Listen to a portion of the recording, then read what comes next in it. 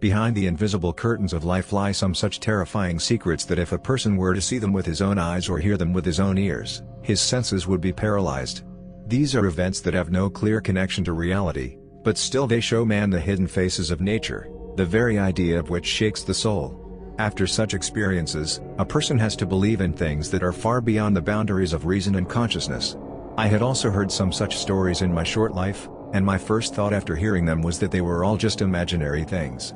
Illusions, myths, or stories created by a frightened mind. All this changed when one day my father told me an incident that had happened to him. He must have been about 15 or 16 years old at the time. I had to believe him, because my father was a principled and serious man. He never spoke without reason, nor was he accustomed to making up such stories. He said that in those days, he used to work a part-time job along with his studies to cover his education expenses. It was a normal time. But he himself had no idea that in that normal time, the most terrifying experience of his life was waiting for him. He says that one day he finished his work and headed home. In those days, his house was located quite far from the city, in a deserted rural area, about a mile or two from the place of work. To reach home, he had to pass through a path that was surrounded by tall and dense pine trees on all sides. On both sides of these trees, fields of various crops stretched far and wide, presenting a picturesque view during the day. The path my father was talking about was not unfamiliar to me. I had passed it many times in my youth. In the daylight, the path seemed a living picture of the beauty of nature, tall pine trees, a quiet road between them, and greenery everywhere. The viewer was forced to stop and admire it. But as night spread its shadow, the same path that had seemed so beautiful during the day became equally terrifying and mysterious in the darkness. As if nature had hidden some terrible secret behind its beauty. He says that when they were passing through this path that day, the sun had set for more than an hour, and the darkness of night had completely covered the sky. There was silence all around, a silence that weighed on their hearts. They felt fear, because they had already heard many scary stories about this place. They were walking quickly out of fear, but the sound of their own footsteps on this deserted path was scaring them even more. With every step, it seemed as if someone else was following them. Suddenly, a faint sound came from near a tree. The next moment, a woman stood in front of them. She was middle-aged, about 35 or 40 years old. A cold stream of sweat ran down her forehead from fear to her neck. Her feet froze to the ground as she saw the woman. They had never seen this woman before.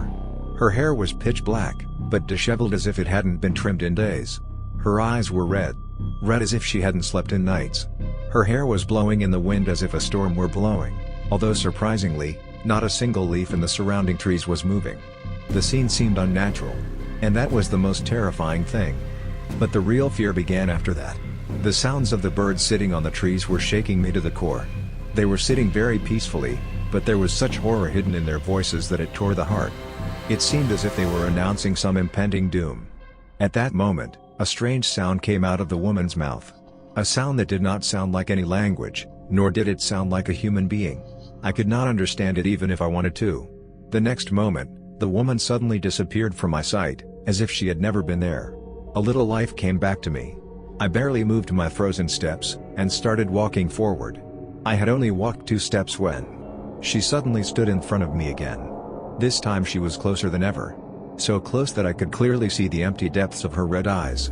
At that moment my mind began to completely freeze, but with great difficulty I regained my senses, because if I fell this time, I might not have the chance to get up again. Suddenly she raised her eyes with a jerk. The next moment a terrifying sound came from her throat that made my heart tremble. She spoke to me and said, "Not everything is a lie. There are many things in life that cannot be seen, understood, or heard." She was saying these words to me as if she were reading my thoughts. As if she knew who I was. And what I was saying. In fact, in those days, I often started repeating that ghosts, shadows and all these things are just illusions, lies, stories made up by man himself. When people would tease me about it and tell me not to do such things, I would laugh and make fun of it. They would explain, "You'll know when it happens to you," and I would joke even more in response. I would even say that even if I met a ghost, at least it should be a beautiful one. Someone who would make my heart happy. I kept laughing at these things. And today, that thing standing on the deserted road was telling me that there are some jokes that cost a person their soul. She was silent for a moment. Then her voice became even deeper and colder. She said, "You shouldn't have made fun of us. You have made a huge mistake. And every mistake has a punishment, which you will definitely receive. Then she said something else, which still rings in my ears to this day. She said, "Not everything is a joke. Some things are meant to teach people like you a lesson. People are afraid of these things, they break down. And then they learn something." She stood in front of me and spoke for a long time. Her voice echoed in my mind, as if something was sinking deep inside. Darkness began to fall before my eyes, my body began to leave me, and the next moment, I fainted. When I regained consciousness, 3 days had passed. I was in my house. My body was weak and my mind was blank. My family told me that they had found me lying unconscious in a field, from where they had picked me up and brought me home. I myself did not know how I had gotten there, and what had happened to me. This incident taught me a lesson that I will never forget for the rest of my life: never make fun of something you don't understand, because some truths remain silent. But when they come to light, they change a person forever.